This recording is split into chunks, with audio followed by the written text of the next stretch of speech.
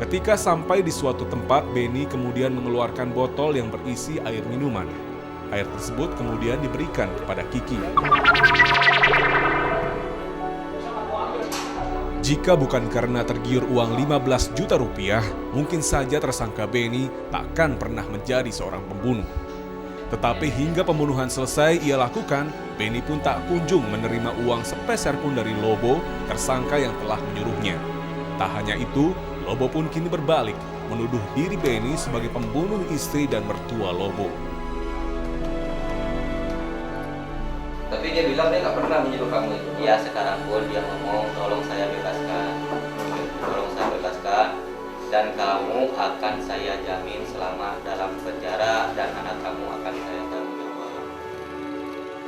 Siang di penghujung bulan November tahun lalu, terlihat tersangka Benny mengawasi gerak-gerik Kiki, istri Lobo, yang tengah berjalan seorang diri. Kiki yang tak menyadari sedang diawasi tersangka, terus saja mengayunkan langkahnya dengan tenang. Setelah memperhatikan kondisi di sekelilingnya, selanjutnya Benny berjalan mendekati korban. Kiki sempat terkejut melihat kehadiran Benny, namun karena sudah mengenal tersangka, beberapa saat kemudian keduanya terlibat percakapan. Sesuai dengan rencana jahatnya, Benny kemudian mengajak Kiki untuk menemui Lobo. Benny meyakinkan Kiki jika Lobo suaminya berniat untuk menyelesaikan persoalan keluarga mereka. Meski sempat ragu, namun akhirnya Kiki bersedia mengikuti tersangka. Ketika sampai di suatu tempat, Benny kemudian mengeluarkan botol yang berisi air minuman. Air tersebut kemudian diberikan kepada Kiki. Kiki yang mulai menaruh curiga menolak meminum air tersebut. Penolakan Kiki tak membuat Benny putus asa. Dengan akal bulusnya, tersangka kemudian meyakinkan korban jika air tersebut mengandung obat untuk sakit kepala. Akhirnya hati Kiki luluh dan meminum ramuan tersebut. Ini untuk menghilangkan stres, ini obat gitu. Nah nanti setelah ibu minum ini, Pak Wowo akan menjemput ibu karena Pak Wowo akan ingin sekali berjumpa dengan ibu. Tak berselang lama, Kiki merasakan pusing dan ambruk.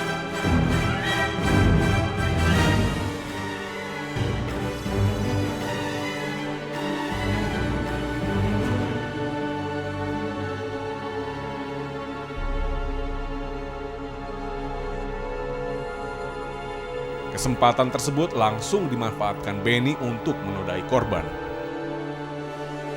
Puas melampiaskan nafsu bejatnya, Benny pun kemudian mencekik korban hingga tewas. Setelah meyakini korbannya tewas, selanjutnya Benny menghubungi Lobo, suami korban. Setelah menunggu beberapa saat, Lobo pun datang.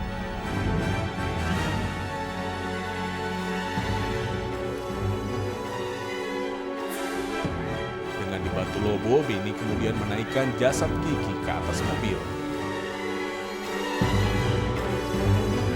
Selanjutnya mereka menuju ke suatu tempat untuk membuang jasad korban.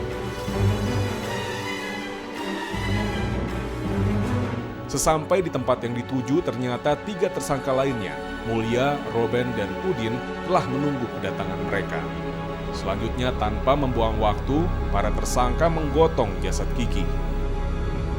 Mereka kemudian menggali lubang dan menguburkan korban. 3 bulan berikutnya, perbuatan pembunuhan keji dengan modus yang nyaris sama juga dilakukan tersangka Benny dan tersangka lainnya terhadap Aling Sutiana, ibu korban.